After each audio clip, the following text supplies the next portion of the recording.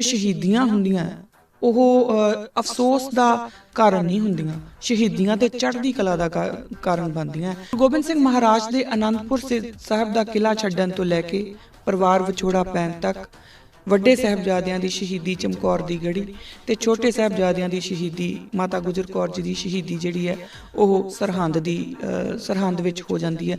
ਇਹ ਜਿਹੜਾ ਸਾਰਾ ਇਤਿਹਾਸ ਹੈ, ਇਸ ਤੋਂ ਆਪ ਸਭ ਮੈਨੂੰ ਇਹ ਵੀ ਕਹਿਣ ਲੱਗਿਆ ਡਰ ਲੱਗਦਾ ਕਿ ਬਾਖੂਬੀ ਜਾਣੋ ਹੋ, ਕਿਉਂਕਿ ਸਾਡੇ ਬਹੁਤ ਸਾਰੇ ਸਿੱਖਾਂ ਨੂੰ ਪਤਾ ਹੀ ਨਹੀਂ ਕਿ ਸਾਡਾ ਇਤਿਹਾਸ ਹੈ ਕੀ। ਜਿਹੜੀ ਕੌਮ ਦੇ ਛੋਟੇ ਬੱਚੇ ਵੀ ਜਾ ਕੇ ਸੂਬੇ ਦੀ ਕਚਹਿਰੀ ਵਿੱਚ ਬੋਲ ਦਿੰਦੇ ਆ ਕਿ ਅਸੀਂ ਤੈਨੂੰ ਸਲਾਮ ਨਹੀਂ ਕਰਨੀ, ਅੱਜ ਉਸੇ ਕੌਮ ਦੇ ਆਪਣੇ ਆਪ ਨੂੰ ਅੱਗੇ ਮਾਰਗਦਰਸ਼ਕ ਦੱਸਣ ਵਾਲੇ ਜਿਹੜੇ ਸਾਡੇ ਪੋਲੀਟੀਕਲ ਲੀਡਰ ਬਣ ਗਏ, ਉਹ ਅੱਜ ਜਾ ਕੇ ਤੇ ਪਤਾ ਨਹੀਂ ਕਿੰਨਾ ਦੇ ਪੈਰਾਂ 'ਚ ਬੈਠੇ ਰਹਿੰਦੇ ਨੇ। ਸਿੱਖ ਕਦੇ ਵੀ ਇੱਕ ਸੱਚੇ ਸਾਹਿਬ ਤੋਂ ਬਿਨਾਂ ਕਿਸੇ ਹੋਰ ਨੂੰ ਸਲਾਮ ਨਹੀਂ ਕਰਦਾ, ਚਾਹੇ ਉਹ ਕਿੱਡਾ ਹੀ ਵੱਡਾ ਤਖਤ ਕਿਉਂ ਨਾ ਹੋਏ।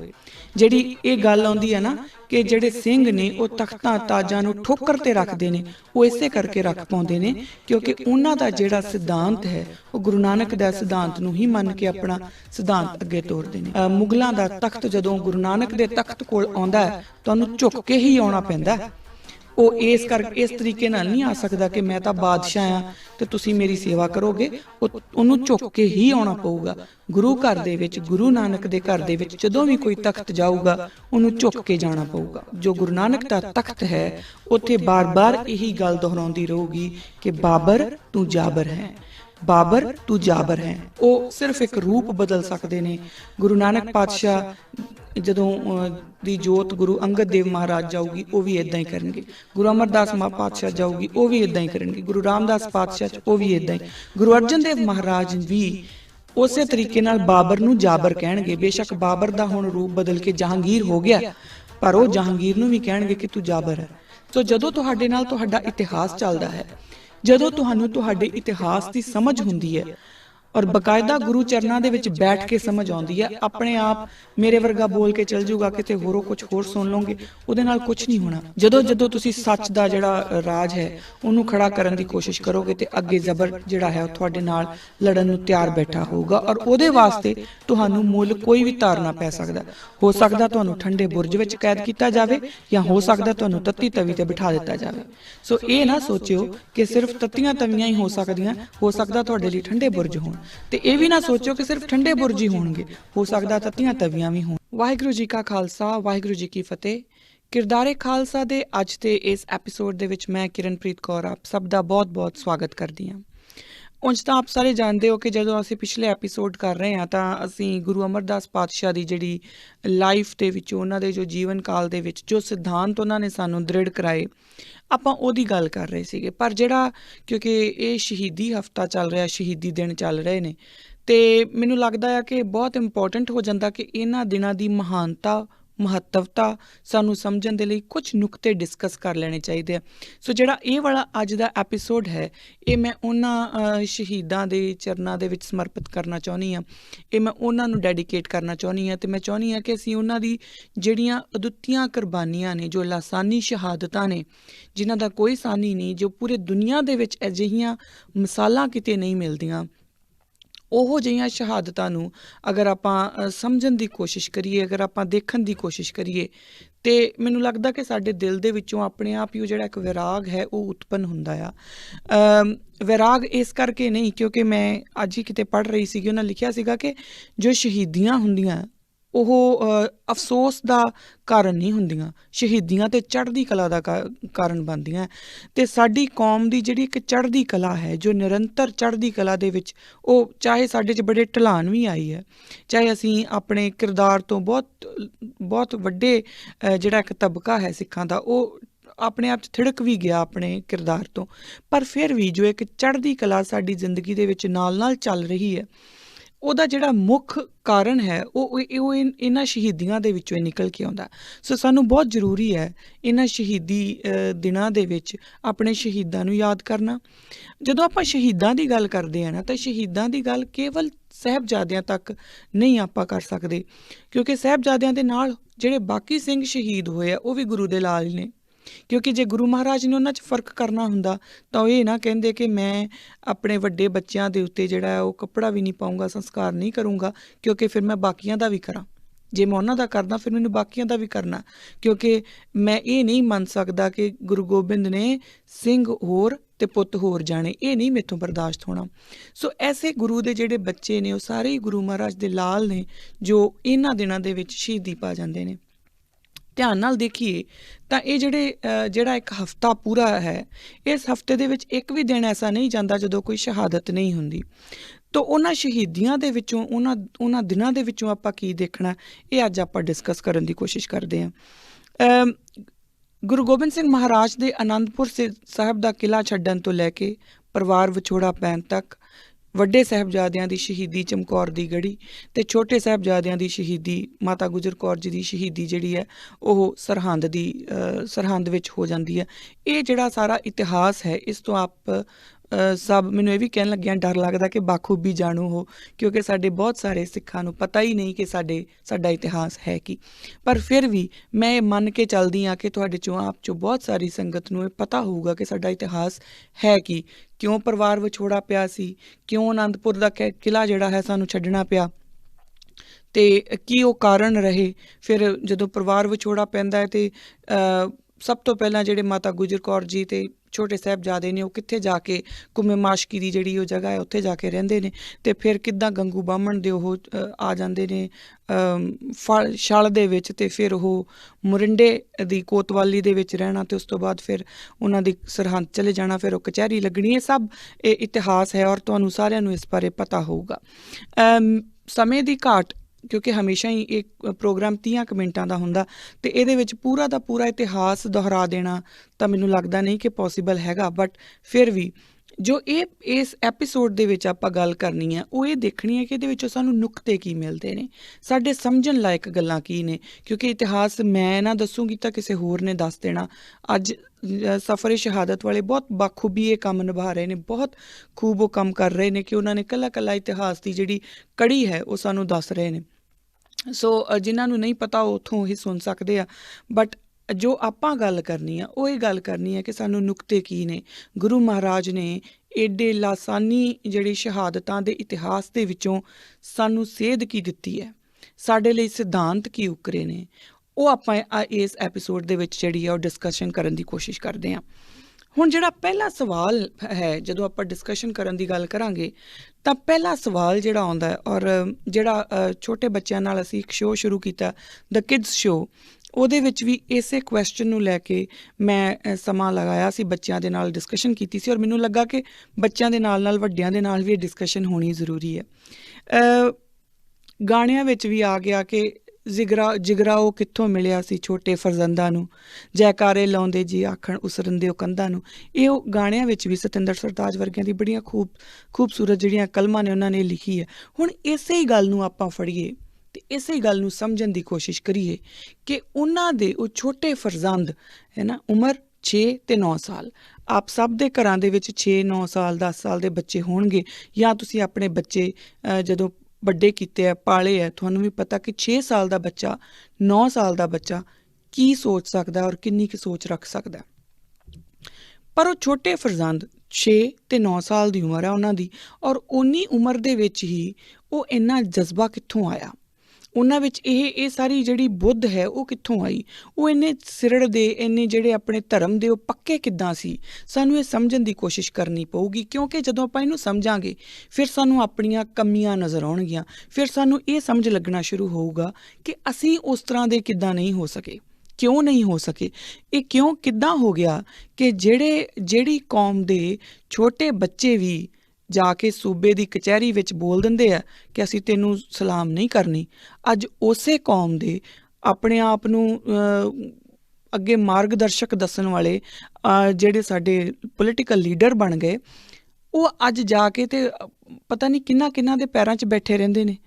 ਅੱਜ ਉਸੇ ਕੌਮ ਦੇ ਲੋਕ ਜਿਹੜੇ ਨੇ, ਉਹ ਜਿਹੜੇ ਉਹਨਾਂ ਨੂੰ ਕਹਿੰਦੇ ਨੇ ਕਿ ਅਸੀਂ ਤੁਹਾਡੇ ਲੀਡਰ ਹਾਂ, ਪੰਥਕ ਲੀਡਰ ਵੀ ਨੇ ਉਹਨਾਂ ਵਿੱਚੋਂ, ਉਹ ਪਤਾ ਨਹੀਂ ਕਿਹੜੇ ਦੇਹਧਾਰੀਆਂ ਦੇ ਚੱਕਰਾਂ 'ਚ ਤੁਰੇ ਫਿਰਦੇ ਨੇ। ਇਹ ਕਿੱਦਾਂ ਹੋ ਗਿਆ, ਸਾਡਾ ਕਿਰਦਾਰ ਇਸ ਢਲਾਨ ਵੱਲ ਕਿੱਦਾਂ ਚਲਾ ਗਿਆ।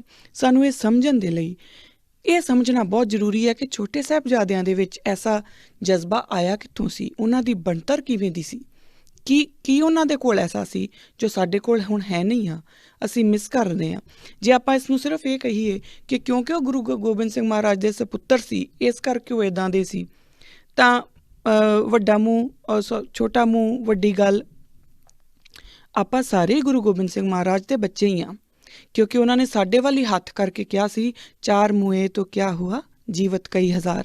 ਆਪਾਂ ਆਪਣੇ ਆਪ ਨੂੰ ਦੇਖੀਏ ਕਿ ਕਿਆ ਆਪਾਂ ਉਹਨਾਂ ਹਜ਼ਾਰਾਂ ਦੀ ਗਿਣਤੀ 'ਚ ਆਉਂਦੇ ਹਾਂ ਜੋ ਗੁਰੂ ਗੋਬਿੰਦ ਸਿੰਘ ਮਹਾਰਾਜ ਨੇ ਜਿਨ੍ਹਾਂ ਵੱਲ ਵੇਖ ਕੇ ਕਹਿ ਦਿੱਤਾ ਸੀਗਾ ਕਿ ਇਹ ਜਿਹੜੇ ਗਏ ਇਹਨਾਂ ਦਾ ਮੈਨੂੰ ਕੋਈ ਅਫਸੋਸ ਨਹੀਂ, ਮੇਰੇ ਤੇ ਬੜੇ ਬੱਚੇ ਜੀਂਦੇ ਆ।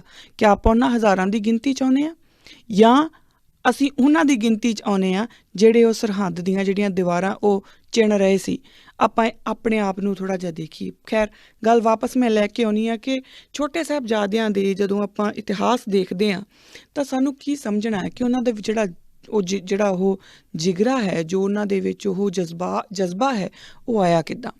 ਤਾਂ ਪਹਿਲੀ ਗੱਲ ਸਾਨੂੰ ਸਮਝਣੀ ਪਊਗੀ ਕਿ ਉਹਨਾਂ ਦੇ ਪਿੱਠ ਦੇ ਉੱਤੇ ਪੂਰਾ ਇਤਿਹਾਸ ਖੜਾ ਸੀ। ਹੁਣ ਇਤਿਹਾਸ ਖੜੇ ਹੋਣ ਦਾ ਮਤਲਬ ਇਹ ਹੈ ਕਿ ਗੁਰੂ ਨਾਨਕ ਪਾਤਸ਼ਾਹ ਵੱਲੋਂ ਚਲਾਈਆਂ ਗਈਆਂ ਜੋ ਇੱਕ ਉਹਨਾਂ ਨੇ ਸਾਡੇ ਵਾਸਤੇ ਇੱਕ ਰੀਤ, ਇੱਕ ਸਿਧਾਂਤ ਉਕਰੇ ਸੀ, ਬਕਾਇਦਾ ਉਹੀ ਸਿਧਾਂਤ ਜਿਹੜੇ ਨੇ ਉਹ ਗੁਰੂ ਗੋਬਿੰਦ ਸਿੰਘ ਮਹਾਰਾਜ ਅਨੰਦਪੁਰ ਸਾਹਿਬ ਦੇ ਕਿਲ੍ਹੇ ਵਿੱਚ ਵੀ ਜਾਰੀ ਰੱਖ ਰਹੇ ਨੇ। ਬਕਾਇਦਾ ਸਵੇਰੇ ਜਦੋਂ ਗੁਰਬਾਣੀ ਦਾ ਪਾਠ ਹੁੰਦਾ, ਕੀਰਤਨ ਹੁੰਦਾ, ਕਥਾ ਕੀਰਤਨ ਹੁੰਦਾ, ਉਸ ਤੋਂ ਬਾਅਦ ਆਪਣੀ ਸ਼ਸਤਰ ਵਿੱਦਿਆ ਦੇ ਵੱਲ ਚਲ ਜਾਂਦੇ ਨੇ, ਸਿੱਖ ਇਤਿਹਾਸ ਸੁਣਾਇਆ ਜਾਂਦਾ, ਸ਼ਾਮ ਨੂੰ ਫੇਰ ਦੀਵਾਨ ਲੱਗਦੇ ਨੇ। ਤਾਂ ਉਹ ਜਿਹੜੇ ਛੋਟੇ ਸਾਹਿਬਜ਼ਾਦੇ ਨੇ ਉਹ ਬਕਾਇਦਾ ਉਹਨਾਂ ਦੀਵਾਨਾਂ ਦੇ ਵਿੱਚ ਪ੍ਰੈਜ਼ੈਂਟ ਰਹਿੰਦੇ ਨੇ।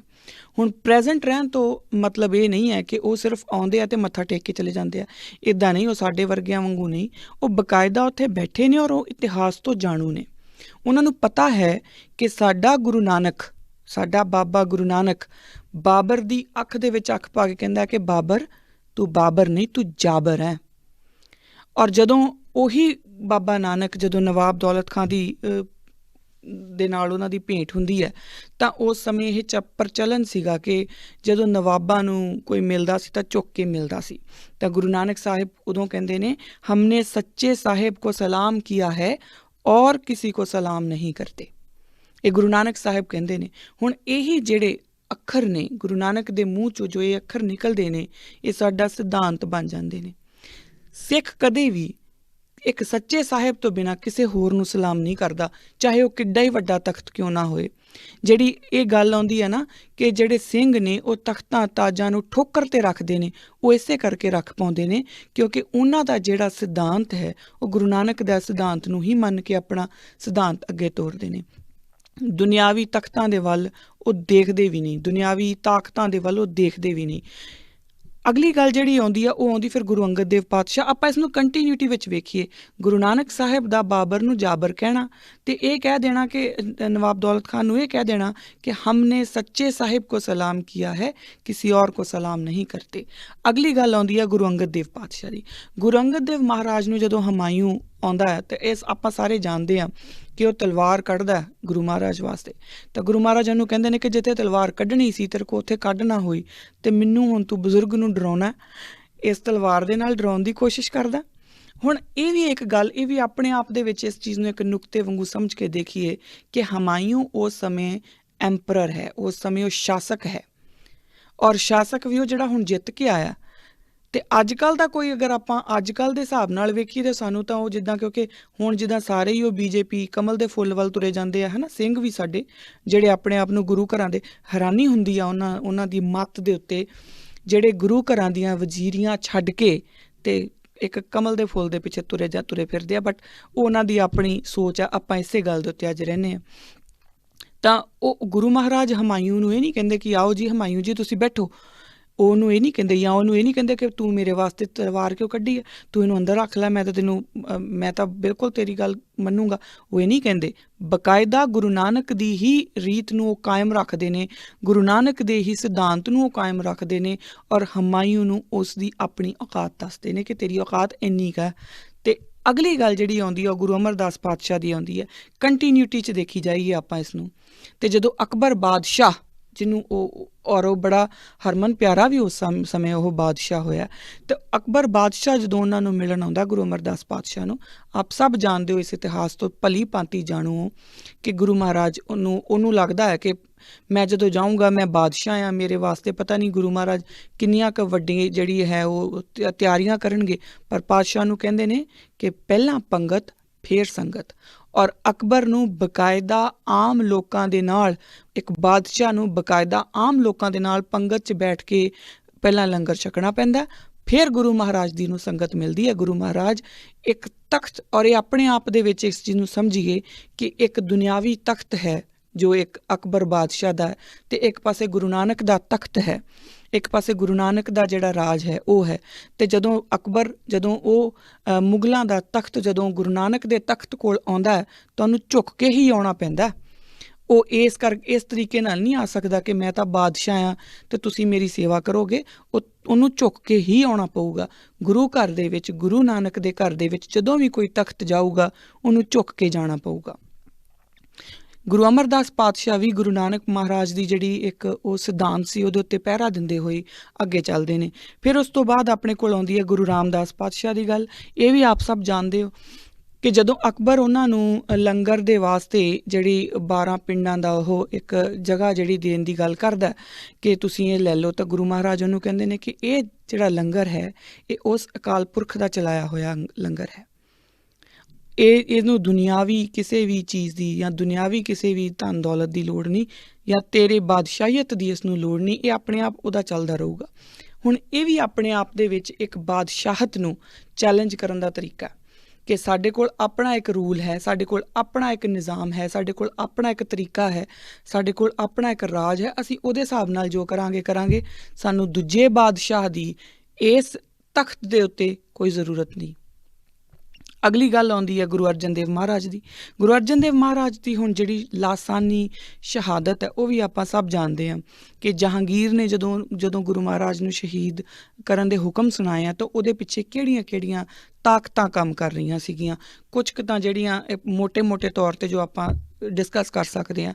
ਪਹਿਲੀ ਤਾਂ ਕਿਉਂਕਿ ਸਿੱਖਾਂ ਦੀ ਪੋਪੂਲੈਰਿਟੀ ਬਹੁਤ ਵੱਧ ਗਈ ਸੀ।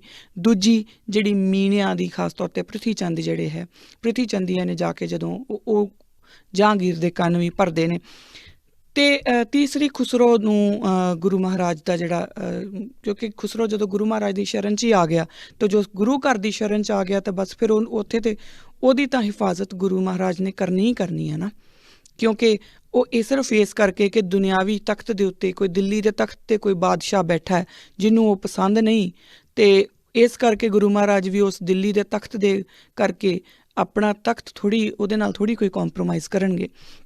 ਸੋ ਗੁਰੂ ਅਰਜਨ ਦੇਵ ਮਹਾਰਾਜ ਦੀ ਜਿਹੜੀ ਸ਼ਹੀਦੀ ਹੈ, ਜਿਹੜੀ ਕਿ ਪੂਰੇ ਇੰਡਿਕ ਰਿਲੀਜਨ ਦੇ ਵਿੱਚ, ਪੂਰੇ ਇੰਡੀਆ ਦੇ ਜਿਹੜਾ ਉਹ ਇੱਕ ਜਿਹੜਾ ਪੂਰਾ ਖਿੱਤਾ ਹੈ ਉਹਦੇ ਵਿੱਚ ਪਹਿਲੀ ਐਸੀ ਸ਼ਹਾਦਤ ਹੁੰਦੀ ਹੈ ਜਿਹੜੀ ਇਸ ਤਰੀਕੇ ਨਾਲ ਹੁੰਦੀ ਹੈ ਕਿ ਉਹਦੇ ਵਿੱਚ ਇੱਕ ਕੋਡਡ ਮੈਸੇਜ ਵੀ ਸਿੱਖਾਂ ਨੂੰ ਜਾਂਦਾ। ਉਹ ਮੈਸੇਜ ਕੀ ਹੈ ਕਿ ਗੁਰੂ ਨਾਨਕ ਦੇ ਘਰ ਦੇ ਵਿੱਚ, ਗੁਰੂ ਨਾਨਕ ਦੇ ਸਿਧਾਂਤ ਦੇ ਨਾਲ, ਗੁਰੂ ਨਾਨਕ ਦੇ ਤਖਤ ਦੇ ਨਾਲ, ਗੁਰੂ ਨਾਨਕ ਦੇ ਰਾਜ ਦੇ ਨਾਲ ਕਿਸੇ ਤਰ੍ਹਾਂ ਦਾ ਕੋਈ ਵੀ ਕੰਪਰੋਮਾਈਜ਼ ਸੰਭਵ ਨਹੀਂ। ਸਿਰਫ ਇਸ ਕਰਕੇ ਕਿ ਦਿੱਲੀ ਤਖਤ ਨੂੰ ਖੁਸ਼ ਕਰਨਾ, ਤਾਂ ਇਸ ਕਰਕੇ ਪ੍ਰਿਥੀ ਚੰਦ ਤਾਂ ਜਾ ਕੇ ਉੱਥੇ ਜੋ ਮਰਜ਼ੀ ਕਹੀ ਜਾ ਸਕਦਾ। ਉਹ ਮੀਣਿਆਂ ਦਾ ਆਪਾਂ ਨੂੰ ਪਤਾ ਹੈ ਸਾਰਾ, ਉਹਨਾਂ ਨੇ ਜੋ ਵੀ ਗ੍ਰੰਥ ਵੀ ਲਿਖਿਆ। ਸੋ ਉਹ ਜੋ ਵੀ ਕਰ ਰਿਹਾ, ਪਰ ਉਸ ਨੂੰ ਕੋਈ ਛੋਟ ਨਹੀਂ ਹੈ। ਔਰ ਗੁਰੂ ਅਰਜਨ ਦੇਵ ਪਾਤਸ਼ਾਹ ਦਾ ਜਿਹੜੀ ਸ਼ਹਾਦਤ ਹੁੰਦੀ ਹੈ ਉਹ ਆਪਣੇ ਆਪ ਵਿੱਚ ਹੀ ਇਸ ਗੱਲ ਨੂੰ ਬੜਾ ਕਲੀਅਰ ਚਿੱਟੇ ਦੇਣ ਵਾਂਗੂ ਸਾਫ਼ ਕਰ ਦਿੰਦੀ ਹੈ ਕਿ ਗੁਰੂ ਨਾਨਕ ਦੇ ਘਰ ਦੇ ਵਿੱਚ ਜਿਹੜੇ ਸਿਧਾਂਤ ਹੈ ਉਹਨਾਂ ਦੇ ਨਾਲ ਕਿਸੇ ਤਰ੍ਹਾਂ ਦਾ ਕੋਈ ਕੰਪਰੋਮਾਈਜ਼ ਨਹੀਂ ਹੋ ਸਕਦਾ। ਗੁਰੂ ਨਾਨਕ ਦੇ ਜਿਹੜਾ ਘਰ ਦਾ ਜੋ ਗੁਰੂ ਨਾਨਕ ਦਾ ਤਖਤ ਹੈ ਉੱਥੇ ਬਾਰ-ਬਾਰ ਇਹੀ ਗੱਲ ਦੁਹਰਾਉਂਦੀ ਰਹੂਗੀ ਕਿ ਬਾਬਰ ਤੂੰ ਜਾਬਰ ਹੈ, ਬਾਬਰ ਤੂੰ ਜਾਬਰ ਹੈ। ਉਹ ਸਿਰਫ ਇੱਕ ਰੂਪ ਬਦਲ ਸਕਦੇ ਨੇ। ਗੁਰੂ ਨਾਨਕ ਪਾਤਸ਼ਾਹ ਜਦੋਂ ਦੀ ਜੋਤ ਗੁਰੂ ਅੰਗਦ ਦੇਵ ਮਹਾਰਾਜ ਜਾਊਗੀ ਉਹ ਵੀ ਇੱਦਾਂ ਹੀ ਕਰਨਗੇ। ਗੁਰੂ ਅਮਰਦਾਸ ਪਾਤਸ਼ਾਹ ਜਾਊਗੀ ਉਹ ਵੀ ਇੱਦਾਂ ਹੀ ਕਰਨਗੇ। ਗੁਰੂ ਰਾਮਦਾਸ ਪਾਤਸ਼ਾਹ 'ਚ ਉਹ ਵੀ ਇੱਦਾਂ ਹੀ। ਗੁਰੂ ਅਰਜਨ ਦੇਵ ਮਹਾਰਾਜ ਵੀ ਉਸੇ ਤਰੀਕੇ ਨਾਲ ਬਾਬਰ ਨੂੰ ਜਾਬਰ ਕਹਿਣਗੇ। ਬੇਸ਼ੱਕ ਬਾਬਰ ਦਾ ਹੁਣ ਰੂਪ ਬਦਲ ਕੇ ਜਹਾਂਗੀਰ ਹੋ ਗਿਆ, ਪਰ ਉਹ ਜਹਾਂਗੀਰ ਨੂੰ ਵੀ ਕਹਿਣਗੇ ਕਿ ਤੂੰ ਜਾਬਰ ਹੈ। ਸਿਰਫ ਇਸ ਕਰਕੇ ਕਿ ਕਿਤੇ ਇਹਦੇ ਨਾਲ ਉਹ ਸ਼ਹਾਦਤ ਨਾ ਪਾਉਣੀ ਪੈ ਜਾਏ। ਉਹ ਆਪਣੇ ਜਿਹੜਾ ਸਿਧਾਂਤ ਆ ਉਹਦੇ ਨਾਲ ਕੰਪਰੋਮਾਈਜ਼ ਨਹੀਂ ਕਰਨਗੇ।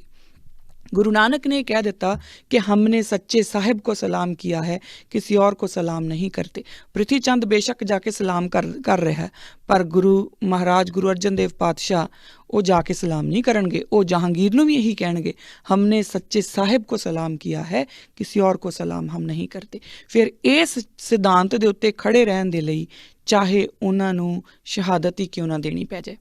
सो ਇਹ ਜਿਹੜਾ ਹੈ ਗੁਰੂ ਅਰਜਨ ਦੇਵ ਪਾਤਸ਼ਾਹ ਦੀ ਲਾਈਫ ਦੇ ਵਿੱਚੋਂ ਸਾਨੂੰ ਲੱਭਦਾ। ਉਸ ਤੋਂ ਅਗਲੀ ਗੱਲ ਆਉਂਦੀ ਗੁਰੂ ਹਰਗੋਬਿੰਦ ਪਾਤਸ਼ਾਹ ਦੀ। ਗੁਰੂ ਹਰਗੋਬਿੰਦ ਪਾਤਸ਼ਾਹ ਬਕਾਇਦਾ ਇੱਕ ਸੈਪਰੇਟ ਰੂਲ ਦਾ ਜਿਹੜਾ ਬਿਗਲ ਆ ਉਹ ਵਜਾ ਦਿੰਦੇ ਆ। ਹੁਣ ਆਪ ਸਭ ਨੂੰ ਪਤਾ ਹੈ ਕਿ ਜਿਹੜੀ ਪਹਿਲੀ ਲੜਾਈ ਉਹ ਬਾਜ ਤੋਂ ਹੁੰਦੀ ਆ, ਉਹ ਲੜਾਈ ਦਾ ਮਕਸਦ ਕੀ ਸੀ? ਉਹ ਜਿਹੜੀ ਬਾਜ ਕਰਕੇ ਲੜਾਈ ਹੁੰਦੀ ਆ ਉਹਦਾ ਮਕਸਦ ਕੀ ਸੀ? ਉਹਦਾ ਮਕਸਦ ਇਸੇ ਹੀ ਇੱਕ ਜ਼ਾਲਮ ਤਖਤ ਨੂੰ ਚੈਲੰਜ ਕਰਨਾ ਸੀ। ਦਿੱਲੀ ਦੇ ਜ਼ਾਲਮ ਤਖਤ ਨੂੰ ਜਦੋਂ ਗੁਰੂ ਨਾਨਕ ਦਾ ਤਖਤ ਚੈਲੰਜ ਕਰਦਾ ਤਾਂ ਉਹ ਇਸ ਤਰੀਕੇ ਨਾਲ ਕਰਦਾ। ਔਰ ਗੁਰੂ ਹਰਗੋਬਿੰਦ ਸਾਹਿਬ ਮਹਾਰਾਜ ਜਦੋਂ ਉਹ ਸੰਗਤਾਂ ਨੂੰ ਦਰਸ਼ਨ ਦੇ ਰਹੇ ਨੇ, ਬਾਣੀ ਪੜ੍ਹ ਰਹੇ ਨੇ, ਉਹ ਗੁਰੂ ਨੇ, ਪਰ ਜਦੋਂ ਉਹ ਤਖਤ 'ਤੇ ਬੈਠੇ ਨੇ ਤਾਂ ਉਹ ਬਾਦਸ਼ਾਹ ਹੋ ਜਾਂਦੇ ਨੇ। ਉਹ ਬਾਦਸ਼ਾਹ ਹੋ ਕੇ ਹੀ ਤਖਤ 'ਤੇ ਬੈਠਦੇ ਨੇ। ਔਰ ਗੁਰੂ ਨਾਨਕ ਦਾ ਜਿਹੜਾ ਤਖਤ ਹੈ ਉਹ ਉਸ ਸਮੇਂ ਦਿੱਲੀ ਦੇ ਤਖਤ ਨੂੰ ਚੁਣੌਤੀ ਦਿੰਦਾ। ਕਿਉਂ ਦਿੰਦਾ? ਕਿਉਂਕਿ ਦਿੱਲੀ ਦਾ ਤਖਤ ਜਿਹੜਾ ਉਹ ਜ਼ਾਲਮ ਹੁਕਮਰਾਨ ਦੇ ਹੱਥ ਦੇ ਵਿੱਚ ਹੈ, ਉਹ ਗੁਰੂ ਨਾਨਕ ਦੇ ਸਿਧਾਂਤ ਦੇ ਉੱਤੇ ਨਹੀਂ ਚੱਲ ਰਿਹਾ। ਸੋ ਇਸੇ ਤਰੀਕੇ ਨਾਲ ਹੀ ਆਪਾਂ ਅਗਲੀ ਗੱਲ ਕਰੀਏ ਤਾਂ ਗੁਰੂ ਹਰ ਰਾਏ ਸਾਹਿਬ ਦੀ ਗੱਲ ਆਉਂਦੀ ਹੈ। ਹੁਣ ਗੁਰੂ ਹਰ ਰਾਏ ਸਾਹਿਬ ਦੀ ਇਹ ਵੀ ਆਪ ਸਭ ਨੂੰ ਇਸ ਇਤਿਹਾਸ ਤੋਂ ਵੀ ਆਪ ਜਾਣੂ ਹੋਣਗੇ ਕਿ ਦਾਰਾ ਸ਼ਿਖੋ ਨੂੰ ਗੁਰੂ ਹਰ ਰਾਏ ਸਾਹਿਬ ਜਿਹੜੇ ਨੇ ਉਹ ਆਪਣੀ ਸ਼ਰਨ 'ਚ ਲੈਂਦੇ ਨੇ। ਔਰ ਇਹ ਗੱਲ ਜਿਹੜੀ ਹੈ ਔਰੰਗਜ਼ੇਬ ਨੂੰ ਪਸੰਦ ਨਹੀਂ ਆਉਂਦੀ। ਔਰ ਔਰੰਗਜ਼ੇਬ ਬਕਾਇਦਾ ਗੁਰੂ ਹਰ ਰਾਏ ਸਾਹਿਬ ਨੂੰ ਜਦੋਂ ਮਿਲਣ ਲਈ ਬੁਲਾਉਂਦਾ ਤਾਂ ਰਾਮ ਰਾਏ ਨੂੰ ਭੇਜਿਆ ਜਾਂਦਾ। ਹੁਣ ਰਾਮ ਰਾਏ ਉੱਥੇ ਜਾ ਕੇ ਔਰ ਗੁਰੂ ਗ੍ਰੰਥ ਸਾਹਿਬ ਮਹਾਰਾਜ ਦੀ ਇੱਕ ਪੰਕਤੀ ਦੇ ਨਾਲ ਛੇੜਛਾੜ ਕਰਦਾ। ਆਪ ਸਭ ਨੂੰ ਪਤਾ ਇਸ ਬਾਰੇ। ਤਾਂ ਉਸ ਦਾ ਨਤੀਜਾ ਕੀ ਹੁੰਦਾ ਕਿ ਬਕਾਇਦਾ ਗੁਰੂ ਪਾਤਸ਼ਾਹ ਜਿਹੜੇ ਨੇ ਗੁਰੂ ਹਰ ਰਾਏ ਮਹਾਰਾਜ ਉਸ ਨੂੰ ਸਿੱਖ ਧਰਮ 'ਚੋਂ ਹੀ ਨਿਕਾਲ ਦਿੰਦੇ ਨੇ, ਉਸ ਨੂੰ ਆਪਣੇ ਆਪ ਨਾਲੋਂ ਹੀ ਅਲੱਗ ਕਰ ਦਿੰਦੇ ਨੇ। ਹੁਣ ਇੱਥੇ ਵੀ ਇਹੀ ਗੱਲ ਦੁਬਾਰਾ ਗੁਰੂ ਅੰਗਦ ਦੇਵ ਸਾਹਿਬ ਦੀ ਜਿਹੜੀ ਸ਼ਹੀਦੀ ਹੈ ਉਸੇ ਦੀ ਪਰੰਪਰਾ, ਉਸੇ ਦੀ ਇੱਕ ਗੱਲ ਨੂੰ ਦੁਬਾਰਾ ਮੋਹਰ ਲੱਗਦੀ ਹੈ ਕਿ ਚਾਹੇ ਉਹ ਗੁਰੂ ਘਰ ਦਾ ਸਪੁੱਤਰ ਹੀ ਕਿਉਂ ਨਾ ਹੋਵੇ, ਪਰ ਗੁਰੂ ਦੇ ਸਿਧਾਂਤ ਦੇ ਨਾਲ ਛੇੜਛਾੜ ਕਰਨ ਦਾ ਕਿਸੇ ਨੂੰ ਕੋਈ ਹੱਕ ਨਹੀਂ। ਅਗਲੀ ਗੱਲ ਆਉਂਦੀ ਹੈ ਗੁਰੂ ਹਰਕ੍ਰਿਸ਼ਨ ਸਾਹਿਬ ਮਹਾਰਾਜ ਦੀ। ਗੁਰੂ ਹਰਕ੍ਰਿਸ਼ਨ ਸਾਹਿਬ ਮਹਾਰਾਜ ਨੂੰ ਜਦੋਂ ਦਿੱਲੀ ਬੁਲਾਇਆ ਜਾਂਦਾ ਹੈ ਤਾਂ ਉਹ ਸਭ ਤੋਂ ਪਹਿਲਾਂ ਇਹੀ ਬੋਲਦੇ ਨੇ, ਨਹਿ ਮਲੇਸ਼ ਕੋ ਦਰਸ਼ਨ ਦੇ ਹੈ। ਔਰ ਉਸ ਤੋਂ ਬਾਅਦ ਫਿਰ ਰਾਜਾ ਜੈ ਸਿੰਘ ਨੂੰ ਵਿੱਚ ਲਿਆਂਦਾ ਜਾਂਦਾ ਔਰ ਫਿਰ ਜਿੱਦਾਂ ਵੀ ਆਉਂਦੇ ਨੇ ਉਹ ਇਤਿਹਾਸ ਹੈ। ਪਰ ਗੁਰੂ ਹਰਕ੍ਰਿਸ਼ਨ ਪਾਤਸ਼ਾਹ ਵੀ ਇਸ ਗੱਲ ਨੂੰ ਰਿਪੀਟ ਕਰਦੇ ਨੇ। ਸੋ ਗੁਰੂ ਨਾਨਕ ਪਾਤਸ਼ਾਹ ਦੀ ਜਿਹੜੀ ਗੱਲ ਹੈ ਕਿ ਹਮਨੇ ਸੱਚੇ ਸਾਹਿਬ ਕੋ ਸਲਾਮ ਕੀਆ ਹੈ, ਉਹੀ ਗੱਲ ਗੁਰੂ ਹਰਕ੍ਰਿਸ਼ਨ ਮਹਾਰਾਜ ਵੀ ਦੁਹਰਾਉਂਦੇ ਨੇ। ਔਰ ਫਿਰ ਆਉਂਦੀ ਹੈ ਗੁਰੂ ਤੇਗ ਬਹਾਦਰ ਪਾਤਸ਼ਾਹ ਦੀ ਗੱਲ। ਉਹ ਆਪਾਂ ਸਭ ਨੂੰ ਬੜੀ ਭਲੀ ਭਾਂਤੀ ਪਤਾ ਕਿ ਗੁਰੂ ਤੇਗ ਬਹਾਦਰ ਮਹਾਰਾਜ ਜਿਹੜੇ ਨੇ ਉਹ ਬਕਾਇਦਾ ਉਸ ਤਖਤ ਦੀ ਜ਼ੁਲਮ ਨੂੰ, ਉਸ ਬਾਬਰ ਨੂੰ ਜਾਬਰ ਕਹਿਣ ਦੇ ਲਈ ਹੀ ਬਕਾਇਦਾ, ਔਰ ਉਸ ਨੂੰ ਦੁਨੀਆ ਦੇ ਵਿੱਚ ਜਾਬਰ ਦੱਸਣ ਦੇ ਲਈ ਕਿ ਤੂੰ ਵਾਕਈ ਜਾਬਰ ਹੈ, ਬਕਾਇਦਾ ਆਪਣਾ ਸ਼ੀਸ਼ ਵੀ ਦਿੰਦੇ ਨੇ। ਉਹ ਕਿਸੇ ਇੱਕ ਧਰਮ ਦੀ ਲਈ ਗੱਲ ਨਹੀਂ ਹੁੰਦੀ, ਸਿਰਫ ਇੱਕ ਹਿੰਦੂ ਧਰਮ ਦੀ ਗੱਲ ਨਹੀਂ ਆ ਇੱਥੇ ਗੱਲ ਹੈ ਕਿ ਗੁਰੂ ਮਹਾਰਾਜ ਨੇ ਸਮੁੱਚੀ ਕਾਇਨਾਤ ਦਾ ਜਿਹੜਾ ਇੱਕ ਹਿਊਮਨ ਰਾਈਟਸ ਦੀ ਪਹਿਲੀ ਪਰੰਪਰਾ ਜਿਹੜੀ ਹੈ ਉਹ ਗੁਰੂ ਮਹਾਰਾਜ ਤੋਰਦੇ ਨੇ। ਔਰ ਇਸ ਤਰ੍ਹਾਂ ਦੀ ਪਰੰਪਰਾ ਕਿ ਗੁਰੂ ਮਹਾਰਾਜ ਬਕਾਇਦਾ ਉਹ ਕਿਸੇ ਦੇ ਹਿਊਮਨ ਰਾਈਟਸ ਵਾਸਤੇ ਉਹ ਆਪਣਾ ਸੀਸ ਵੀ ਭੇਟ ਕਰ ਦਿੰਦੇ ਨੇ। ਅੱਜ ਆਪਣੇ ਕੋਲ ਬਹੁਤ ਸਾਰੇ ਹਿਊਮਨ ਰਾਈਟਸ ਕਮਿਸ਼ਨ ਨੇ। ਜਰਾ ਸੋਚ ਕੇ ਦੇਖਿਓ ਜੇ ਕਿ ਐਸਾ ਕਿਹੜਾ ਹਿਊਮਨ ਰਾਈਟਸ ਕਮਿਸ਼ਨ ਹੈ ਜਿਹੜਾ ਆਪਣਾ ਸਿਰ ਦੇ ਕੇ ਕਿਸੇ ਦੇ ਹਿਊਮਨ ਰਾਈਟਸ ਲਈ ਲੜੂਗਾ। ਮੇਰੀ ਗੱਲ ਐਮਨੈਸਟੀ ਇੰਟਰਨੈਸ਼ਨਲ ਵਾਲਿਆਂ ਨਾਲ ਹੋ ਰਹੀ ਸੀ, ਬਹੁਤਾ ਸਮਾਂ ਨਹੀਂ ਹੋਇਆ, ਥੋੜ੍ਹੇ ਦਿਨ ਪਹਿਲਾਂ ਹੀ ਮੇਰੀ ਉਹਨਾਂ ਨਾਲ ਗੱਲ ਹੋ ਰਹੀ ਹੈ। ਤਾਂ ਮੈਂ ਉਹਨਾਂ ਨੂੰ ਇਹ ਗੱਲ ਪੁੱਛੀ ਸੀਗੀ ਕਿ ਤੁਸੀਂ ਇੰਡੀਆ ਕਿਉਂ ਛੱਡ ਕੇ ਆ ਗਏ? ਤਾਂ ਉਹ ਕਹਿੰਦੇ ਜੀ ਇੰਡੀਅਨ ਗਵਰਨਮੈਂਟ ਨੇ ਸਾਨੂੰ ਮਨਾ ਕਰ ਦਿੱਤਾ। ਅਤੇ ਮੈਂ ਉਹਨਾਂ ਨੂੰ ਕਿਹਾ ਕਿ ਇੰਡੀਅਨ ਗਵਰਨਮੈਂਟ ਨੇ ਮਨਾ ਕਰ ਦਿੱਤਾ ਤਾਂ ਤੁਹਾਨੂੰ ਇਹ ਅਲਾਰਮਿੰਗ ਨਹੀਂ ਲੱਗਦਾ ਕਿ ਕੋਈ ਵੀ ਗਵਰਨਮੈਂਟ ਐਮਨੈਸਟੀ ਨੂੰ ਕੰਮ ਕਰਨ ਤੋਂ ਕਿਉਂ ਮਨਾ ਕਰੂਗੀ? ਐਮਨੈਸਟੀ ਇੰਟਰਨੈਸ਼ਨਲ ਹਿਊਮਨ ਰਾਈਟਸ ਇੱਕ ਏਜੰਸੀ ਹੈ, ਉਹਨੂੰ ਕਿਉਂ ਮਨਾ ਕਰੂਗੀ? ਅਤੇ ਉਹ ਕਹਿੰਦੇ ਸਾਨੂੰ ਵੀ ਲੱਗਦਾ ਹੈ ਕਿ ਕੁਛ ਤਾਂ ਗੱਲ ਗੜਬੜ ਹੋਊਗੀ। ਅਤੇ ਮੈਂ ਕਿਹਾ ਅਗਰ ਤੁਹਾਨੂੰ ਲੱਗਦਾ ਹੈ ਤਾਂ ਤੁਹਾਨੂੰ ਨਹੀਂ ਲੱਗਦਾ ਕਿ ਫਿਰ ਤੁਹਾਡੀ ਉੱਥੇ ਜ਼ਿਆਦਾ ਜ਼ਰੂਰਤ ਹੈ? ਤਾਂ ਉਹ ਕਹਿੰਦੇ ਜੀ ਅਸੀਂ ਕੀ ਕਰ ਸਕਦੇ ਹਾਂ। ਮੈਂ ਉਦੋਂ ਫਿਰ ਉਹਨਾਂ ਨੂੰ ਗੁਰੂ ਤੇਗ ਬਹਾਦਰ ਮਹਾਰਾਜ ਦੀ ਗੱਲ ਦੱਸੀ ਸੀਗੀ ਕਿ ਇੱਕ ਤੁਹਾਡੀ ਐਮਨੈਸਟੀ ਇੰਟਰਨੈਸ਼ਨਲ ਹੈ ਜਿਹਦੇ ਕੋਲ ਤਕਰੀਬਨ ਸਾਰੇ ਮੁਲਕ ਦੇ ਵਿੱਚ ਹੀ, ਸਾਰੀ ਦੁਨੀਆ ਦੇ ਵਿੱਚ ਉਹਨਾਂ ਦੇ ਬ੍ਰਾਂਚਿਸ ਨੇ, ਔਰ ਇੰਨਾ ਤੁਹਾਡੇ ਕੋਲ ਫੰਡ ਵੀ ਹੈ, ਸਭ ਕੁਛ ਹੈ, ਸਪੋਰਟ ਵੀ ਹੈ, ਇੰਟਰਨੈਸ਼ਨਲ ਸਪੋਰਟ ਵੀ ਹੈ। ਤੇ ਫਿਰ ਵੀ ਤੁਸੀਂ ਉੱਥੋਂ ਨਿਕਲ ਕੇ ਆ ਜਾਂਦੇ ਹੋ। ਇੱਕ ਸਾਡੇ ਗੁਰੂ ਤੇਗ ਬਹਾਦਰ ਮਹਾਰਾਜ ਨੇ, ਜਿਹੜੇ ਕਿਸੇ ਦੇ ਆਪਣੇ ਲਈ ਨਹੀਂ ਪਰ ਕਿਸੇ ਦੇ ਰਾਈਟਸ ਦੀ ਰਕਸ਼ਾ ਦੇ ਵਾਸਤੇ ਆਪਣਾ ਸੀਸ ਵੀ ਦੇ ਆਉਂਦੇ ਨੇ। ਔਰ ਉਹ ਇਹੀ ਗੱਲ ਕਹਿ ਰਹੇ ਸੀਗੇ ਕਿ ਇਹ ਕਿਉਂ? ਤਾਂ ਫਿਰ ਮੈਂ ਉਹਨਾਂ ਨੂੰ ਇਹੀ ਕਿਹਾ ਸੀ, ਕਿਉਂਕਿ ਗੁਰੂ ਨਾਨਕ ਦਾ ਸਿਧਾਂਤ ਜਿਹੜਾ ਹੈ ਉਹ ਇੱਕ ਨਿਰਮਲ ਪੰਥ ਦੀ ਗੱਲ ਕਰਦਾ ਹੈ, ਜਿਹੜਾ ਇੱਕ ਨਿਰਮਲ ਪੰਥ ਜਿਹਦੇ ਜਿਹੜੀ ਨੀਹਾਂ ਹੈ ਉਹ ਸੱਚ ਦੇ ਉੱਤੇ ਰਹਿਣਗੀਆਂ। ਗੁਰੂ ਮਹਾਰਾਜ ਦੇ ਜਿਹੜਾ ਇੱਕ ਸਿਧਾਂਤ ਹੈ ਗੁਰੂ ਨਾਨਕ ਪਾਤਸ਼ਾਹ ਦਾ, ਉਹ ਸਿਧਾਂਤ ਦੀ ਗੱਲ ਕਰਦੇ ਨੇ, ਨਾਨਕ ਰਾਜ ਚਲਾਇਆ ਸੱਚ ਕੋਟ ਸਤਾਣੀ ਨੀਵ ਕੇ। ਹੁਣ ਇਸੇ ਹੀ ਸੱਚੇ ਰਾਜ ਦੀ ਗੱਲ ਗੁਰੂ ਮਹਾਰਾਜ ਕਰ ਰਹੇ ਨੇ। ਗੁਰੂ ਨਾਨਕ ਪਾਤਸ਼ਾਹ ਨੇ ਪੂਰਨੇ ਪਾਏ, ਔਰ ਉਸ ਤੋਂ ਬਾਅਦ ਆਪਾਂ ਲੜੀਵਾਰ ਦੇਖਦੇ ਆ ਰਹੇ ਹਾਂ ਕਿ ਕਿਸ ਤਰੀਕੇ ਨਾਲ ਹਰ ਇੱਕ ਗੁਰੂ ਪਾਤਸ਼ਾਹ ਨੇ ਇਸ ਸਿਧਾਂਤ ਦੇ ਉੱਤੇ ਮੋਹਰ ਲਾਈ ਹੈ ਕਿ ਨਾ ਤਾਂ ਅਸੀਂ ਕਿਸੇ ਇੱਕ ਸੱਚੇ ਸਾਹਿਬ ਤੋਂ ਬਿਨਾਂ ਹੋਰ ਕਿਸੇ ਦੇ ਅੱਗੇ ਝੁਕਦੇ ਹਾਂ, ਇੱਕ ਗੱਲ, ਚਾਹੇ ਉਹ ਕੋਈ ਵੀ ਤਖਤ ਕਿਉਂ ਨਾ ਹੋਵੇ। ਦੂਜੀ ਗੱਲ ਕਿ ਗੁਰੂ ਨਾਨਕ ਦੇ ਸਿਧਾਂਤਾਂ ਦੇ ਅਧੀਨ ਅਸੀਂ ਕਦੀ ਵੀ ਬਾਬਰ ਨੂੰ ਜਾਬਰ ਕਹਿਣ ਤੋਂ ਡਰਦੇ ਨਹੀਂ, ਚਾਹੇ ਉਸ ਦਾ ਜਿਹੜਾ ਹੱਲ ਜਾਂ ਉਸ ਦਾ ਜੋ ਅੱਗੇ ਜੋ ਉਹਦਾ ਰਿਜ਼ਲਟ ਹੈ ਉਹ ਕੁਛ ਮਰਜ਼ੀ ਨਿਕਲੇ। ਇਹ ਸਾਡੇ ਸਾਹਮਣੇ ਸਿਧਾਂਤ ਹੈ, ਔਰ ਇਸੇ ਸਿਧਾਂਤ ਦੇ ਉੱਤੇ ਚੱਲਦੇ ਅੱਗੇ ਆਪਾਂ ਗੁਰੂ ਗੋਬਿੰਦ ਸਿੰਘ ਮਹਾਰਾਜ ਦੇਖਦੇ ਹਾਂ।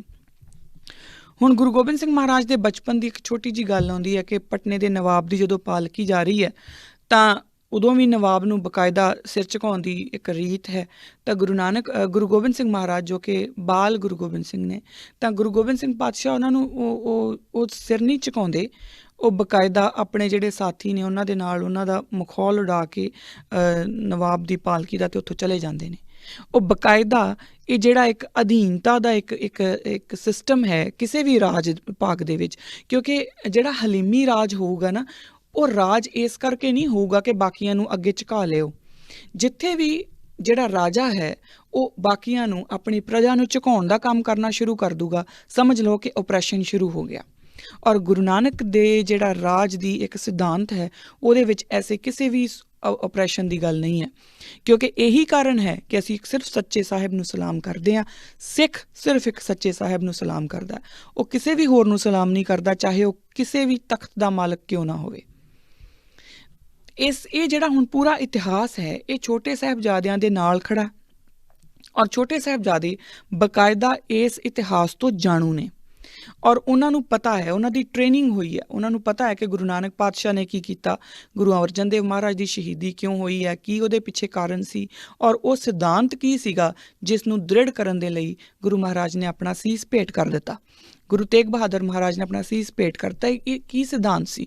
ਛੋਟੇ ਸਾਹਿਬਜ਼ਾਦਿਆਂ ਨੂੰ ਇਹਨਾਂ ਸਿਧਾਂਤਾਂ ਬਾਰੇ ਪਤਾ ਹੈ, ਉਹਨਾਂ ਨੂੰ ਪਤਾ ਹੈ, ਉਹ ਇਸ ਗੱਲ ਤੋਂ ਵੀ ਬਾਖੂਬੀ ਜਾਣੂ ਨੇ ਕਿ ਜੋਤ ਓਹਾ ਜੁਗਦ ਸਾਏ ਸੇ ਕਾਇਆ ਫੇਰ ਪਲਟੀਏ। ਉਹਨਾਂ ਨੂੰ ਇਹ ਵੀ ਪਤਾ, ਉਹਨਾਂ ਨੂੰ ਪਤਾ ਹੈ ਕਿ ਗੁਰੂ ਨਾਨਕ, ਗੁਰੂ ਅੰਗਦ ਦੇਵ ਪਾਤਸ਼ਾਹ, ਗੁਰੂ ਅਮਰਦਾਸ ਮਹਾਰਾਜ, ਗੁਰੂ ਰਾਮਦਾਸ, ਗੁਰੂ ਅਰਜਨ ਦੇਵ ਪਾਤਸ਼ਾਹ ਤੋਂ ਲੈ ਕੇ ਗੁਰੂ ਗੋਬਿੰਦ ਸਿੰਘ ਮਹਾਰਾਜ ਤੱਕ ਕੋਈ ਵੀ ਦੋ ਨਹੀਂ ਨੇ।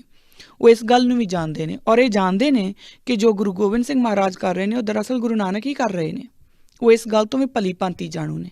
ਸੋ ਉਹ ਇਸ ਕੰਟੀਨਿਊਟੀ ਨੂੰ ਵੀ ਸਮਝਦੇ ਨੇ, ਉਹ ਇਤਿਹਾਸ ਦੀ ਕੰਟੀਨਿਊਟੀ ਨੂੰ ਵੀ ਸਮਝਦੇ ਨੇ, ਉਹ ਸਿਧਾਂਤਾਂ ਨੂੰ ਵੀ ਸਮਝਦੇ ਨੇ, ਔਰ ਇਹਨਾਂ ਸਿਧਾਂਤਾਂ ਨੂੰ ਦ੍ਰਿੜ ਕਰਨ ਲਈ, ਇਹਨਾਂ ਸਿਧਾਂਤਾਂ ਨੂੰ ਮਜ਼ਬੂਤ ਕਰਨ ਦੇ ਲਈ ਹੋਈਆਂ ਸ਼ਹਾਦਤਾਂ ਨੂੰ ਵੀ ਜਾਣਦੇ ਨੇ, ਔਰ ਬਕਾਇਦਾ ਉਹ ਸਮਝਦੇ ਨੇ ਕਿ ਅਸੀਂ ਕਿਹਨੂੰ ਸਲਾਮ ਕਰਨਾ ਤੇ ਕਿਹਨੂੰ ਨਹੀਂ।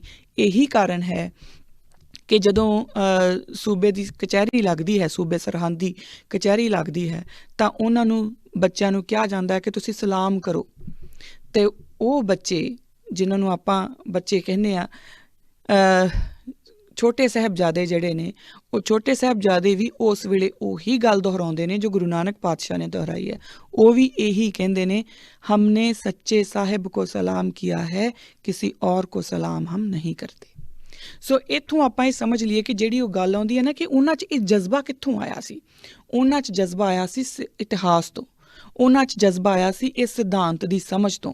ਔਰ ਇਹ ਸਾਰਾ ਕੁਝ ਹੋ ਕਿੱਦਾਂ ਸਕਿਆ? ਕਿਉਂਕਿ ਉਹ ਲਗਾਤਾਰ ਆਪਣੇ ਇਤਿਹਾਸ ਦੇ ਨਾਲ ਜੁੜੇ ਹੋਏ ਸੀ, ਉਹ ਲਗਾਤਾਰ ਗੁਰੂ ਨਾਨਕ ਦੇ ਫਲਸਫੇ ਨਾਲ ਜੁੜੇ ਹੋਏ ਸੀ। ਉਹਨਾਂ ਨੂੰ ਇਹ ਪਤਾ ਸੀ ਕਿ ਜੋ ਉਹਨਾਂ ਦੇ ਪਿਤਾ ਜੀ ਗੁਰੂ ਗੋਬਿੰਦ ਸਿੰਘ ਮਹਾਰਾਜ ਕਰ ਰਹੇ ਨੇ, ਉਹ ਦਰਅਸਲ ਗੁਰੂ ਨਾਨਕ ਦਾ ਹੀ ਸਿਧਾਂਤ ਹੈ ਜਿਸ ਨੂੰ ਉਹ ਅੱਗੇ ਚਲਾ ਰਹੇ ਨੇ। ਔਰ ਉਹ ਜਿਹੜਾ ਇੱਕ ਸੱਚਾ ਜੋ ਇੱਕ ਰਾਜ ਖੜਾ ਕਰਨ ਦੀ ਜੋ ਇੱਕ ਪਰੰਪਰਾ ਹੈ, ਜੋ ਇੱਕ ਸਾਡਾ ਇੱਕ ਟੀਚਾ ਸੀ, ਜੋ ਗੁਰੂ ਨਾਨਕ ਦਾ ਮਿਸ਼ਨ ਸੀ, ਉਸੇ ਨੂੰ ਹੀ ਸੰਪੂਰਨ ਕਰ ਰਹੇ ਨੇ। ਸੋ ਉਹ ਗੁਰੂ ਨਾਨਕ ਨੂੰ ਔਰ ਗੁਰੂ ਗੋਬਿੰਦ ਸਿੰਘ ਮਹਾਰਾਜ ਨੂੰ ਦੋ ਕਰਕੇ ਨਹੀਂ ਜਾਣਦੇ। ਉਹ ਸਾਡੇ ਤੋਂ ਸਿਆਣੇ ਆ, ਉਹਨਾਂ ਨੂੰ ਪਤਾ ਆ ਕਿ ਉਹ ਇੱਕੋ ਹੀ ਸੀ, ਕਿਉਂਕਿ ਉਹਨਾਂ ਨੇ ਬਕਾਇਦਾ ਉੱਥੇ ਦੀਵਾਨ ਸੁਣੇ ਹੋਏ ਨੇ। ਸੋ ਜਦੋਂ ਤੁਹਾਡੇ ਨਾਲ ਤੁਹਾਡਾ ਇਤਿਹਾਸ ਚੱਲਦਾ ਹੈ, ਜਦੋਂ ਤੁਹਾਨੂੰ ਤੁਹਾਡੇ ਇਤਿਹਾਸ ਦੀ ਸਮਝ ਹੁੰਦੀ ਹੈ ਔਰ ਬਕਾਇਦਾ ਗੁਰੂ ਚਰਨਾਂ ਦੇ ਵਿੱਚ ਬੈਠ ਕੇ ਸਮਝ ਆਉਂਦੀ ਹੈ, ਆਪਣੇ ਆਪ ਮੇਰੇ ਵਰਗਾ ਬੋਲ ਕੇ ਚੱਲ ਜੂਗਾ, ਕਿਤੇ ਹੋਰੋਂ ਕੁਛ ਹੋਰ ਸੁਣ ਲਓਗੇ, ਉਹਦੇ ਨਾਲ ਕੁਛ ਨਹੀਂ ਹੋਣਾ। ਜਦੋਂ ਤੱਕ ਅਸੀਂ ਆਪਣੀ ਲਿਵ ਗੁਰੂ ਚਰਨਾਂ ਦੇ ਨਾਲ ਨਹੀਂ ਜੋੜਦੇ, ਜਦੋਂ ਤੱਕ ਅਸੀਂ ਗੁਰੂ ਚਰਨਾਂ ਦੇ ਨਾਲ ਲੱਗ ਕੇ, ਗੁਰਬਾਣੀ ਦੇ ਨਾਲ ਲੱਗ ਕੇ ਆਪਣਾ ਇਤਿਹਾਸ ਸਮਝਣ ਦੀ ਕੋਸ਼ਿਸ਼ ਨਹੀਂ ਕਰਦੇ, ਤਦ ਤੱਕ ਸਾਨੂੰ ਇਹ ਸਮਝ ਨਹੀਂ ਆਉਣਾ ਕਿ ਉਹਨਾਂ ਛੋਟੇ ਫਰਜ਼ੰਦਾਂ ਦੇ ਵਿੱਚ ਐਸਾ ਜਜ਼ਬਾ ਆਇਆ ਕਿੱਦਾਂ ਸੀ। ਸੋ ਇਹ ਜਜ਼ਬਾ ਹੀ ਸਮਝਣ ਦੇ ਲਈ ਆ, ਜਿਹੜਾ ਜਿੰਨਾ ਕਿ ਮੈਂ ਤੁਹਾਨੂੰ ਇਤਿਹਾਸ ਦੇ ਕੁਛ ਪੰਨੇ ਜਿਹੜੇ ਆਪਾਂ ਪਲਟੇ ਆ, ਅਗਰ ਆਪਾਂ ਉਹਨੂੰ ਦੇਖੀਏ ਤਾਂ ਇੱਕ ਕੰਟੀਨਿਊਟੀ ਦੇ ਵਿੱਚ ਹੀ ਦਿੱਲੀ ਤਖਤ, ਜੋ ਕਿ ਇੱਕ ਜਾਬਰ ਦਾ ਤਖਤ ਸੀ, ਜੋ ਕਿ ਇੱਕ ਕਰੂਅਲ ਤਖਤ ਸੀ, ਜੋ ਇੱਕ ਟਾਇਰਨੀ ਦਾ ਇੱਕ ਐਪੀਟਮ ਸੀ, ਉਹਨੂੰ ਬਕਾਇਦਾ ਚੈਲੰਜ ਕਰਦਾ ਆ ਰਿਹਾ ਸੀ ਗੁਰੂ ਨਾਨਕ ਦਾ ਤਖਤ।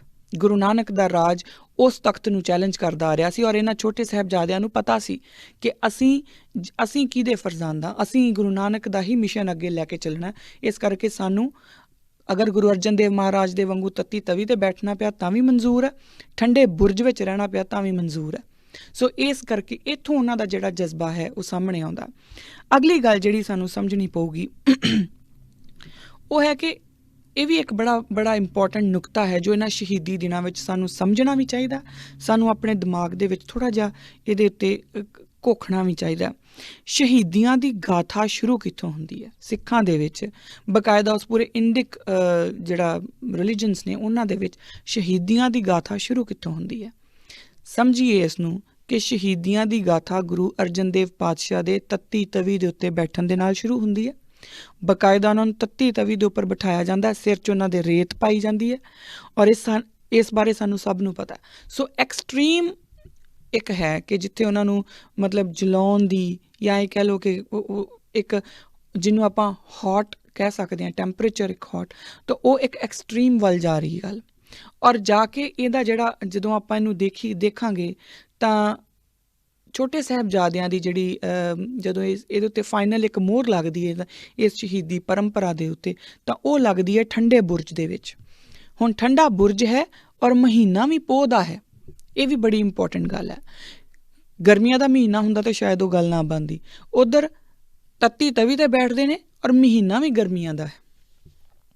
ਸੋ ਇਸ ਚੀਜ਼ ਨੂੰ ਆਪਾਂ ਸਮਝਣ ਦੀ ਕੋਸ਼ਿਸ਼ ਕਰੀਏ ਕਿ ਗੁਰੂ ਮਹਾਰਾਜ ਸਾਨੂੰ ਬਕਾਇਦਾ ਆਪ ਜਿਹੜਾ ਸਾਡੇ ਵਾਸਤੇ ਐਗਜ਼ਾਮਪਲਸ ਸਿਰਜ ਕੇ, ਉਹ ਇਹ ਇੰਝ ਹੀ ਹਵਾ 'ਚ ਨਹੀਂ ਗੱਲਾਂ ਹੋ ਗਈਆਂ, ਉਹ ਬਕਾਇਦਾ ਐਗਜ਼ਾਮਪਲ ਹੈ। ਔਰ ਅਸੀਂ ਬੜੇ ਖੁਸ਼ਕਿਸਮਤ ਹਾਂ ਕਿਉਂਕਿ ਬਹੁਤਾਤ ਦੇ ਵਿੱਚ ਜਿਹੜੇ ਭਾਵੇਂ ਧਰਮ ਦੇ ਆਗੂ ਹੋਣ ਅਤੇ ਚਾਹੇ ਕਿਸੇ ਤਰ੍ਹਾਂ ਦੇ ਵੀ ਆਗੂ ਹੋਣ, ਉਹ ਲੋਕਾਂ ਨੂੰ ਮਰਵਾਇਆ ਕਰਦੇ ਹੁੰਦੇ ਆ, ਆਪ ਕਦੀ ਵੀ ਸ਼ਹੀਦੀਆਂ ਨਹੀਂ ਦਿੰਦੇ। ਔਰ ਸਾਡੇ ਗੁਰੂ ਪਾਤਸ਼ਾਹੀਆਂ ਨੇ ਸਾਨੂੰ ਬਕਾਇਦਾ ਖੁਦ ਸ਼ਹੀਦੀਆਂ ਦੇ ਕੇ ਸ਼ਹੀਦੀਆਂ ਦਾ ਗੁਰ ਸਿਖਾਇਆ ਹੈ, ਸਾਡੀ ਟ੍ਰੇਨਿੰਗ ਦਿੱਤੀ ਹੈ ਸਾਨੂੰ, ਹੈ ਨਾ।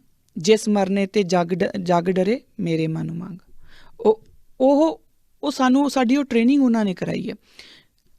ਬਕਾਇਦਾ ਗਰਮ ਮੌਸਮ, ਗਰਮ ਮਹੀਨੇ ਦੇ ਵਿੱਚ ਗੁਰੂ ਅਰਜਨ ਦੇਵ ਪਾਤਸ਼ਾਹ ਤੱਤੀ ਤਵੀ 'ਤੇ ਬੈਠਦੇ ਨੇ ਔਰ ਉਹਨਾਂ ਦੇ ਸਿਰ ਦੇ ਵਿੱਚ ਰੇਤ ਵੀ ਪਾਈ ਜਾਂਦੀ ਹੈ। ਇੱਧਰ ਪੋਹ ਦੇ ਮਹੀਨੇ ਦੇ ਵਿੱਚ ਬਕਾਇਦਾ ਸਰਦ ਮਹੀਨੇ ਦੇ ਵਿੱਚ, ਸਭ ਤੋਂ ਸਰਦ ਮਹੀਨੇ ਦੇ ਵਿੱਚ ਠੰਡੇ ਬੁਰਜ ਦੇ ਵਿੱਚ ਬਿਨਾਂ ਕਿਸੇ ਕੱਪੜੇ ਦੇ, ਬਿਨਾਂ ਕਿਸੇ ਹੋਰ ਜੋ ਵੀ ਉਹਨਾਂ ਦੀ ਰਜਾਈ ਤਲਾਈ ਕੋਈ ਉਹਨਾਂ ਨੂੰ ਨਹੀਂ ਮਿਲਦੀ, ਉਹ ਉੱਥੇ ਬੈਠੇ ਨੇ।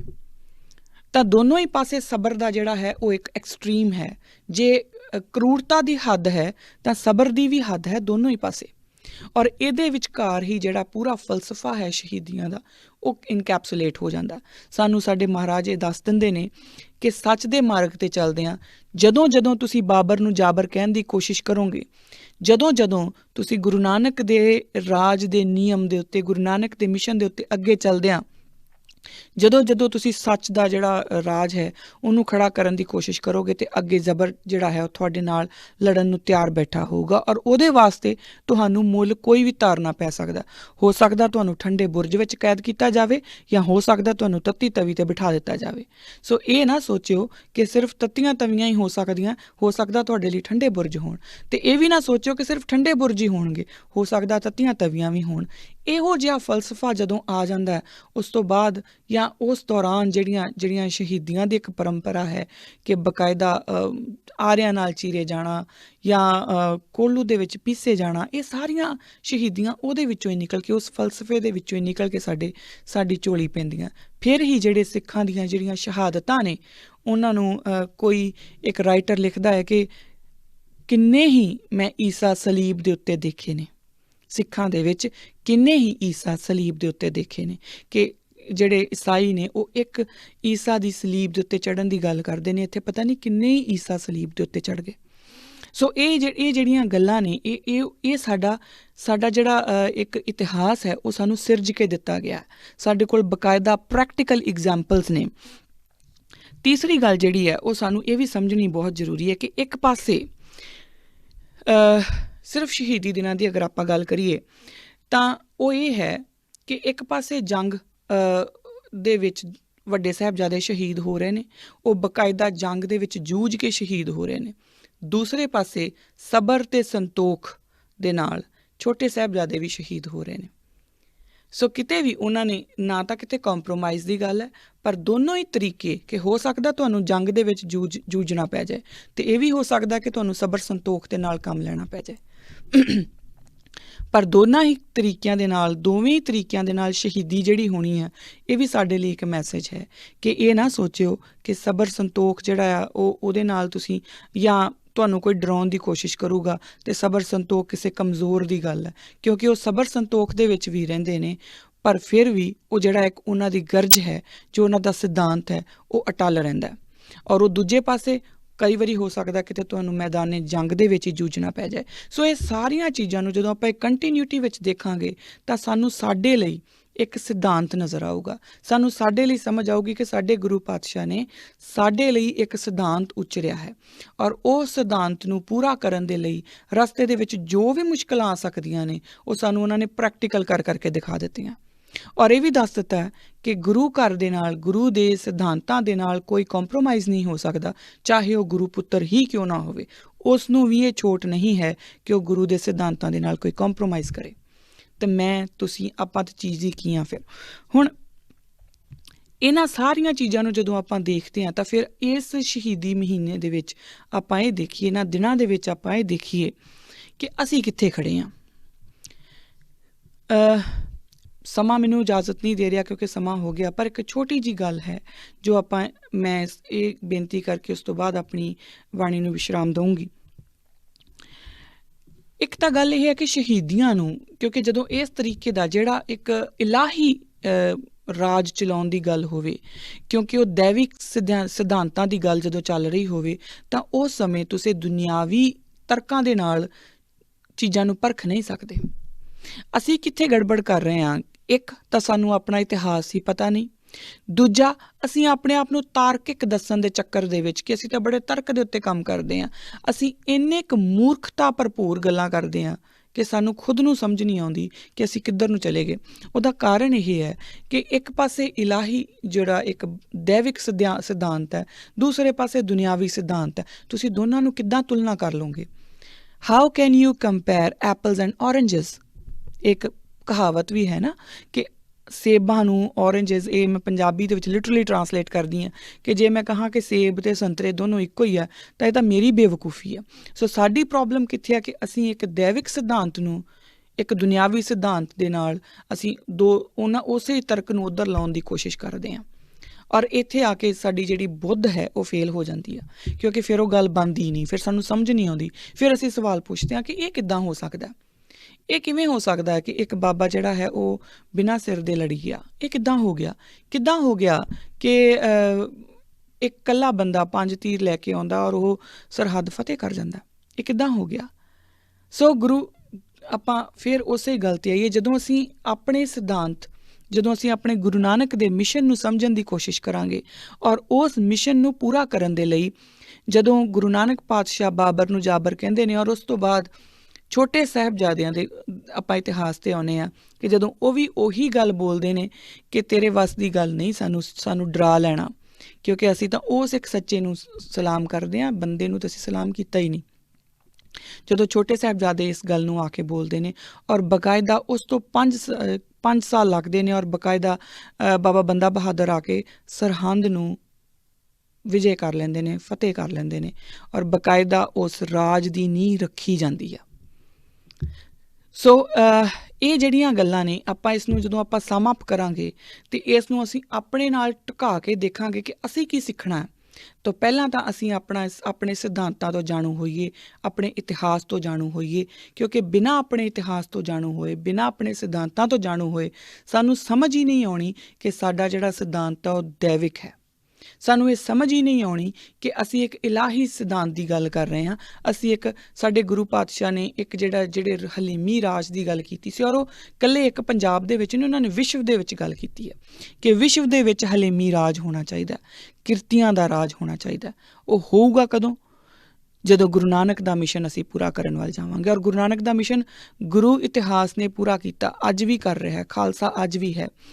ਅਖੀਰਲੀਆਂ ਕੁਛ ਕੁ ਗੱਲਾਂ ਕਰਦੇ ਹੋਏ ਮੈਂ ਫਤਿਹ ਦੀ ਸਾਂਝ ਪਾਊਂਗੀ। ਜਿਹੜਾ ਇਤਿਹਾਸ ਹੁੰਦਾ ਨਾ, ਕਿਤੇ ਪੜ੍ਹਿਆ ਸੀ ਮੈਂ ਕਿ ਇਤਿਹਾਸ ਜੋ ਖਤਮ ਹੋ ਜਾਣ, ਜੋ ਪਿੱਛੇ ਰਹਿ ਜਾਣ, ਉਹ ਮਿਥਿਹਾਸ ਹੋ ਜਾਇਆ ਕਰਦੇ ਨੇ। ਸਿੱਖਾਂ ਦੀ ਖੁਸ਼ਕਿਸਮਤੀ ਹੈ ਕਿ ਸਾਡਾ ਇਤਿਹਾਸ ਕਦੀ ਮਿਥਿਹਾਸ ਨਹੀਂ ਹੋ ਸਕਦਾ, ਕਿਉਂਕਿ ਹਰ ਸਦੀ, ਹਰ ਦਹਾਕੇ ਦੇ ਵਿੱਚ ਉਹ ਰਿਪੀਟ ਹੁੰਦਾ। ਧਿਆਨ ਨਾਲ ਵੇਖਿਆ ਜੇ, ਅੱਜ ਵੀ ਗੰਗੂ ਅੱਜ ਵੀ ਕਿਤੇ ਨਾ ਕਿਤੇ ਬੈਠਾ ਹੈ। ਗੰਗੂ ਅੱਜ ਵੀ ਹੈ ਜੋ ਗੁਰੂ ਦੇ ਲਾਲਾਂ ਨੂੰ ਅੱਜ ਵੀ ਹਕੂਮਤ ਨੂੰ ਸੌਂਪਣ ਲਈ ਤਤਪਰ ਬੈਠਾ ਹੈ ਔਰ ਸੌਂਪ ਵੀ ਰਹੇ ਨੇ। ਜਿਹੜਾ ਅਸੀਂ 1984 ਦੇ ਵਿੱਚ, ਉਸ ਤੋਂ ਬਾਅਦ 90 ਤੱਕ ਵੀ ਜਿਹੜਾ ਇੱਕ ਘਾਣ ਵੇਖਿਆ ਔਰ ਜਿਨ੍ਹਾਂ ਨੂੰ ਅਸੀਂ ਕਹਿੰਦੇ ਕਿ ਪੁਲਿਸ ਦੇ ਆਪਣੇ ਕੈਟ ਹੁੰਦੇ ਸੀ, ਉਹ ਕੀ ਸੀ? ਉਹ ਗੰਗੂ ਹੀ ਤਾਂ ਸੀ ਨਾ। ਔਰ ਜਿਹੜੇ ਉਹ ਗੁਰੂ ਦੇ ਲਾਲਾਂ ਨੂੰ ਫੜ ਕੇ ਉਹਨਾਂ ਨੂੰ ਫੜਾਇਆ, ਬੇਕਸੂਰਿਆਂ ਨੂੰ ਵੀ, ਛੋਟੇ ਬੱਚਿਆਂ ਨੂੰ ਵੀ, ਜਿਹੜੇ ਬੇਕਸੂਰੇ ਵੀ ਸੀ ਉਹਨਾਂ ਨੂੰ ਵੀ ਫੜਾਇਆ, ਤਾਂ ਉਹ ਕੀ ਕੀਤਾ? ਉਹ ਗੰਗੂ ਦਾ ਹੀ ਰੋਲ ਨਿਭਾਇਆ ਨਾ ਉਹਨਾਂ ਨੇ। ਔਰ ਇਸ ਗੱਲ ਨੂੰ ਸਮਝਣ ਦੀ ਕੋਸ਼ਿਸ਼ ਕਰੀਏ ਕਿ ਅੱਜ ਵੀ ਸੂਬੇ ਦੀ ਜਿਹੜੀ ਕਚਹਿਰੀ ਆ ਉਹ ਲੱਗ ਰਹੀ ਹੈ। ਗੰਗੂ ਅੱਜ ਵੀ ਹੈ। ਗੰਗੂ ਅੱਜ ਵੀ ਛੋਟੇ ਸਾਹਿਬਜ਼ਾਦਿਆਂ ਨੂੰ ਜਿਹੜਾ ਹੈ ਉਹ ਉਹਨਾਂ ਦੇ ਨਾਲ ਧੋਖਾ, ਉਹਨਾਂ ਨਾਲ ਦਗਾ ਕਮਾਉਂਦਾ ਔਰ ਉਹਨਾਂ ਨੂੰ ਦਿੱਲੀ ਦੇ ਦਰਬਾਰ ਦੇ ਹਵਾਲੇ ਕਰਦਾ।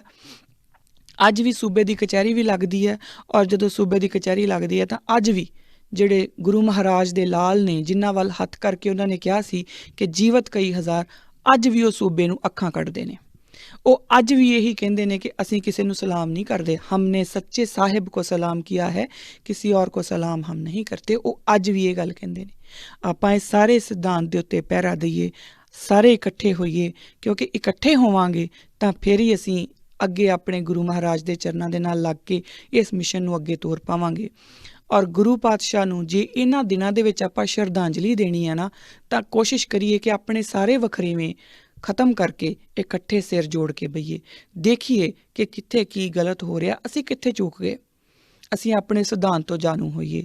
ਇੰਨੀਆਂ ਕੁ ਮੇਰੀਆਂ ਅੱਜ ਬੇਨਤੀਆਂ ਸਵੀਕਾਰ ਕਰਨਾ। ਮੇਰੇ ਕੋਲ ਕੋਈ ਗਲਤੀ ਹੋ ਗਈ ਹੋਵੇ, ਇਤਿਹਾਸ ਦੇ ਵਿੱਚ ਮੇਰੇ ਕੋਲ ਕੋਈ ਤਰੁੱਟੀ ਹੋ ਗਈ ਹੋਵੇ, ਤਾਂ ਦੋਵੇਂ ਹੱਥ ਜੋੜ ਕੇ ਮੈਂ ਮਾफ़ੀ ਮੰਗਦੀ ਹਾਂ, ਕਿਉਂਕਿ ਮੈਂ ਕੋਈ ਬਹੁਤ ਗਿਆਨੀ ਜਾਂ ਬਹੁਤ ਵੱਡੀ ਕੋਈ ਇਤਿਹਾਸਕਾਰ ਨਹੀਂ। ਆਪ ਸਭ ਦੇ ਚਰਨਾਂ ਦੀ ਧੂੜ ਬਰਾਬਰ ਹਾਂ। ਸੋ ਮੇਰੀਆਂ ਇੰਨੀਆਂ ਕੁ ਬੇਨਤੀਆਂ ਅੱਜ ਸਵੀਕਾਰ ਕਰਨਾ। ਅਗਲੇ ਐਪੀਸੋਡ ਦੇ ਵਿੱਚ ਆਪਾਂ ਫਿਰ ਮਿਲਦੇ ਹਾਂ। ਵਾਹਿਗੁਰੂ ਜੀ ਕਾ ਖਾਲਸਾ, ਵਾਹਿਗੁਰੂ ਜੀ ਕੀ ਫਤਿਹ।